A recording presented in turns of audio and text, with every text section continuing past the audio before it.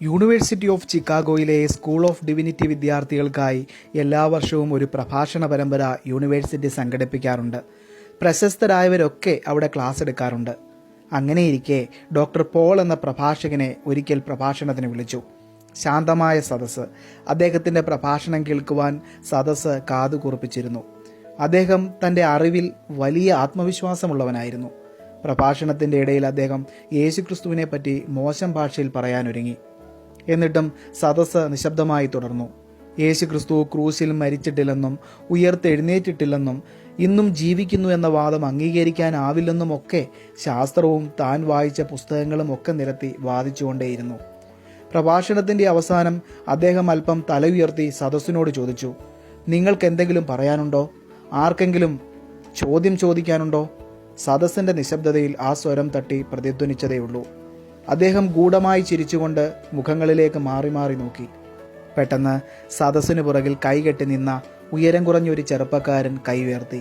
Sir, ഞാൻ അങ്ങോട്ട് വരട്ടെ? ഡോക്ടർ പോൾ ഇരു കൈകളും വിടർത്തി അദ്ദേഹത്തെ സ്വാഗതം ചെയ്തു. വേദിയിലേക്ക് കയറിയ ആ ചെറുപ്പക്കാരനെ പ്രഭാഷകൻ നോക്കി. ആ ചെറുപ്പക്കാരൻ്റെ തോളിൽ ഒരു തോൾസഞ്ചി കിടന്നിരുന്നു. അവൻ്റെ കണ്ണുകളിൽ തിളക്കമുണ്ടായിരുന്നു. മുഖം പ്രസന്നമായിരുന്നു. എന്താണ് പറയാനുള്ളത്? ചോദിച്ചോളൂ, ഡോക്ടർ ആവർത്തിച്ചു. ആ ചെറുപ്പക്കാരൻ ഒന്നും പറയാതെ തൻ്റെ സഞ്ചിയിൽ നിന്നും ഒരു ആപ്പിൾ പുറത്തെടുത്ത് സദസ്സിനെ നോക്കി കഴിക്കുവാൻ ആരംഭിച്ചു. നിശബ്ദമായ സദസ്സിന് അവൻ ഇപ്പോൾ ചവയ്ക്കുന്ന ശബ്ദവും കേൾക്കാം.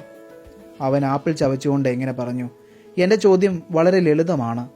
ബഹുമാനപ്പെട്ട ഡോക്ടർ, താങ്കൾ ജ്ഞാനിയാണ്. ഞാൻ അറിവ് കുറഞ്ഞവനാണ്. ഹീബ്രുവിലും ഗ്രീക്ക് ഭാഷയിലുമൊക്കെ താങ്കൾക്ക് പാണ്ഡിത്യമുണ്ട്. എനിക്കതൊന്നും അറിയില്ല. ആപ്പിളിൻ്റെ അവസാന ഭാഗവും കടിച്ചു തിന്ന ശേഷം ആ ചെറുപ്പക്കാരൻ ചോദിച്ചു, ഞാൻ കഴിച്ച ആപ്പിൾ കയ്പായിരുന്നോ അതോ മധുരമായിരുന്നോ എന്ന് പറയാമോ?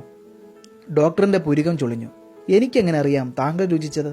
ചെറുപ്പക്കാരൻ വിനയത്തോടെ പറഞ്ഞു, ഞാൻ ഈ കഴിച്ച ആപ്പിളിൻ്റെ രുചി പോലും താങ്കളുടെ പാണ്ഡിത്യത്തിന് അറിയാൻ കഴിയില്ലെന്നിരിക്കെ ഞാൻ രുചിച്ചറിഞ്ഞ കർത്താവിനെ നിങ്ങൾക്കെങ്ങനെ തെറ്റെന്ന് പറയാനാവൂ? പിന്നെ ആ ചെറുപ്പക്കാരൻ സദസ്സിനോട് നോക്കി ഇങ്ങനെ പറഞ്ഞു, പ്രിയപ്പെട്ടവരെ, നിങ്ങൾ കർത്താവിനെ രുചിച്ചറിഞ്ഞിട്ടുണ്ടോ? സദസ്സിൽ അവിടെവിടെയായി ഒരു കൂട്ടം എണീറ്റു. അവർ ആനന്ദിച്ച് കൈകൊട്ടുവാൻ തുടങ്ങുന്നു. ഞങ്ങളറിഞ്ഞ ഞങ്ങളുടെ കർത്താവിന് മഹത്വം, അവരിൽ ആരോ ഉറക്കെ പറഞ്ഞു. ഡോക്ടർ പോൾ തല താഴ്ത്തി. തൻ്റെ പ്രഭാഷണം ചരിത്രത്തിൽ ആദ്യമായി വില കുറഞ്ഞു പോയി. ശരിയാണ്, യേശുവിനെ താൻ മാത്രം രുചിച്ചറിയാതെ പോയി. ആ ചെറുപ്പക്കാരൻ ഡോക്ടറുടെ നേരെ ഒരു ആപ്പിൾ നീട്ടിക്കൊണ്ട് പറഞ്ഞു, സങ്കീർത്തനങ്ങൾ 34:8, യഹോവ നല്ലവനെന്ന് രുചിച്ചറിവീൻ, അവനെ ശരണം പ്രാപിക്കുന്ന പുരുഷൻ ഭാഗ്യവാൻ. പ്രിയപ്പെട്ടവരെ, നാം രുചിച്ചറിഞ്ഞ കർത്താവ് എത്ര ഉന്നതനാണ്. ഈ ചെറിയ സംഭവം നമ്മിൽ കൂടുതൽ പരിജ്ഞാനം നൽകി അവിടുത്തോട് കൂടുതൽ അടുത്ത് നിൽക്കുവാൻ ഇടയാക്കട്ടെ. ആമേൻ.